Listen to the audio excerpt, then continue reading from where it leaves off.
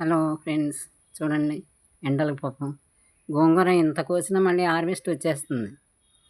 మళ్ళీ రేపొద్దున కోద్దాం, ఇప్పుడు టైం లేదు నాకు. మరి ఏదైనా ఒక మాట చెప్పుకుందామా? ప్రస్తుత రోజుల్లో ఆరోగ్యం బాగా లేకపోయినప్పుడు ధ్యాన మందిరానికి వెళ్ళి ప్రశాంతంగా కూర్చుని ధ్యానం చేయమంటున్నారు, యోగం చేయమంటున్నారు. కోపం, దుఃఖం, ఈర్ష్య లాంటి వ్యతిరేక ఆలోచనలు తగ్గి మనసు ప్రశాంతత కలుగుతుంది, ఒత్తిడి తగ్గుతుంది, సంతోషాన్ని పెంచి మంచి హార్మోన్లు విడుదలవుతాయి. ఇదే విషయాన్ని డాక్టర్లు కూడా మందులతో పాటు వీటిని కూడా పాటించమని చెప్తున్నారు.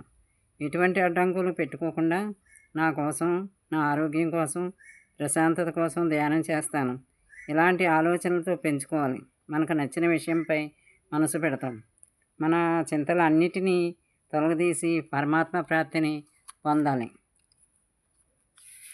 మరి మనం ఇలాగే చేస్తున్నామా? ఈ రోజుల్లో ప్రతి ఒక్కరికి ఏదో ఒక ఆరోగ్య సమస్యలు వస్తూనే ఉంటాయి.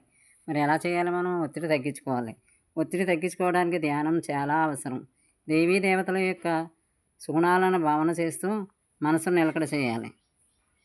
మృగటి యందున్న ఆత్మస్థానమందు మనసు లయమవుతుంది, శరీరం ప్రశాంతమవుతుంది. ఈ లక్షణం శరీరాకృతిలో కొట్టవచ్చినట్టు తెలుస్తుంది.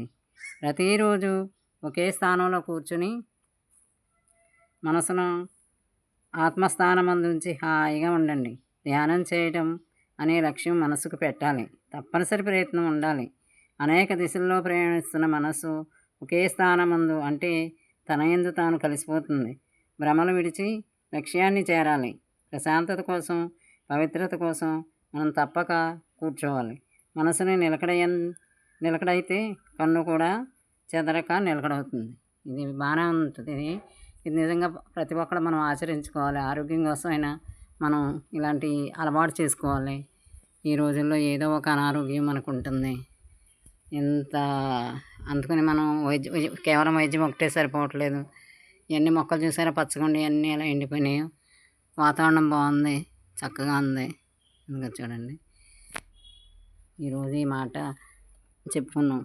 నచ్చిందా? నచ్చితే పాటించుకోండి. ధ్యానాన్ని అలవాటు చేసుకోండి. ఆరోగ్యంగా ఉన్నప్పుడే మనం నేర్చుకున్నాం అనుకోండి, తర్వాత తేలికైపోతుంది. సమయం బాగుంది. ఇక ఆకాశం ఇప్పుడు ప్రశాంతంగా ఉంది. అలాగే మనసుని ప్రశాంతంగా ఉంచుకోవాలి మనం. అలాంటి పరిస్థితుల్లో కూడా ఇప్పుడే కొంచెం చల్లబడింది. చాలా వేడి. ఆరోగ్యాన్ని కాపాడుకోవాలి. ధ్యానం చేయండి. మళ్ళా చెప్పుకుంటున్నాం.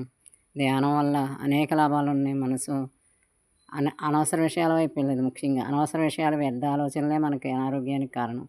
మనం ఏదైనా ఒకటి పట్టుకుంటే మనసు మర్చిపోదాం. అందుకని అక్కర్లేని గొడవలు, మనకు కాని గొడవలకి వెళ్ళకుండా చక్కగా కళ్ళు మూసుకుని ధ్యానం ఉండి మంచి విషయాలు పెట్టండి. ఇది తప్పకుండా పనిచేస్తుంది.